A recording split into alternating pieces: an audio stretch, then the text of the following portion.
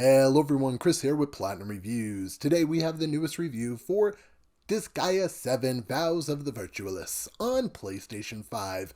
Before we do jump into that review though, don't forget to hit that like button and subscribe to the channel for more video game goodness.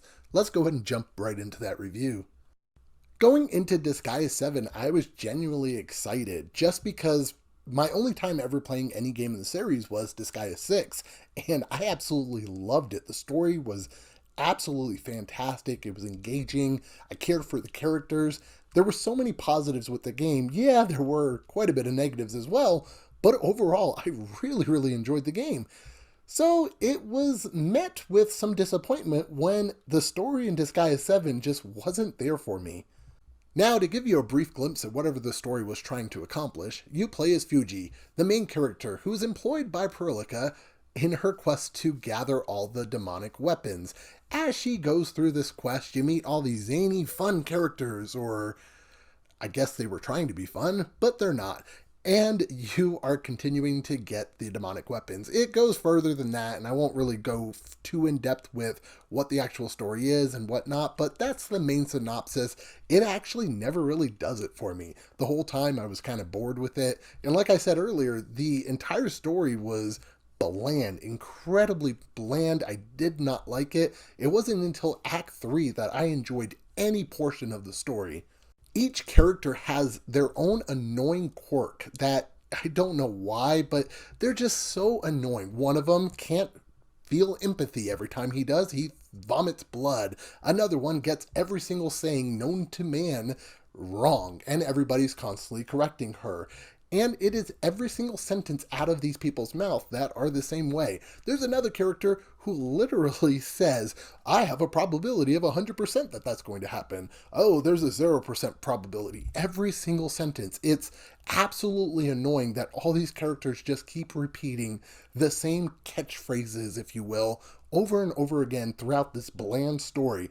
The characters just weren't likable. I did not enjoy the characters whatsoever, and I think that really hurts this type of game. I will say, though, the voice acting is done very well, and I do think that really helped make the story better. Part 3, though, is where the story shines. I think it just did a very good job at closing up things. Unfortunately, there wasn't really a lot to close up because it was all boring, so there's that. Now, if you're not familiar with the Disgaea series, it is a tactical turn-based JRPG. What that means is you control multiple characters, move them around the field, you take turns with the other player, and try and defeat everybody on the field. One thing I do like about the Disgaea series is the JRPG aspect, and the turn-based combat works very well. It's fun, it's enjoyable. I don't really have too many complaints about it. It just works really well. I do think, though, with the layouts of the levels, sometimes you can get characters lost within other characters or behind boxes. Just things don't really work too well because the battlefields can sometimes be overwhelmed with items and just blocking viewpoints. So you do have to shift the screen left and right to display the characters in a better angle. Unfortunately, it doesn't work all the time. There are times, too, where you go to select areas that you want to go to, and no matter what, you just can't get the correct angle to see where you're supposed to go. It's definitely annoying, and I think that's probably the only gripe I have with the gameplay. Other than that, the combat is very smooth, it's exciting, it's exhilarating, it's fun. I enjoy the combat in Disgaea, and I think that's where the game shines. Now, there is a lot to do and play in Disgaea 7. Not only do we have the story, which is broken up into 15 chapters in total, each chapter having about 5 different missions, which is broken up into 3 different acts. But there's also a postlude, there's DLC in the Marshall Zone, which helps you level up your characters. There's also leveling up items, which I found this in Disgaea 6 to be very fun, but kind of tedious at times, where you can go into an item and actually level up the item by going down this randomly created dungeon. It's about 10 floors in this one, and then you can reincarnate the item, whatnot. But it's fun, and it's pretty cool to be able to level up your item that way. Also, while you're going into items, you can find new items and sometimes some pretty strong items. So there's a lot of things to do within the game. Now, besides the modes that I mentioned, there is also an online versus mode where you can play against other people. I was unable to test that just because at the time of my review, the game was not out yet. So I'm not sure how well that works or whatnot, but there is that option if you do want to do it. Now, some of the differences between Disgaea 6, and I don't know if these were in previous games, but in Disgaea 7, you have Hell Mode. You can activate Hell Mode to unlock new abilities, make your character stronger, whatnot. I think it also heals you, so there's that option.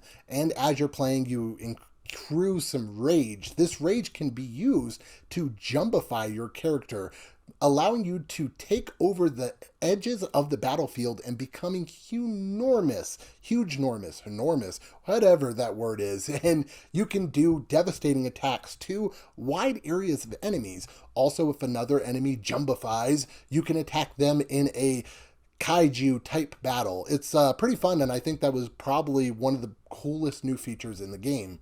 Another change that they did compared to Disgaea 6 is the demonic intelligence system. Now, this was a feature that was in Disgaea 6, but they've revamped it for 7. In 6, you could just set up however you want your demonic intelligence, which pretty much would be, if my character's here, I want you to move to the nearest enemy, and then you would have a drop down where you can be like, and then you will attack. If there's no enemy near, you would move here, you would defend. You can set it up however you want your characters to do. There was also defaults. So it in turn made it to where you could set the game to like the fastest possible speed, auto skip everything, and start a fight and it would just complete everything. It kind of took away from the gameplay on 6, but it made it to where gameplay was just a breeze. You didn't have to do anything.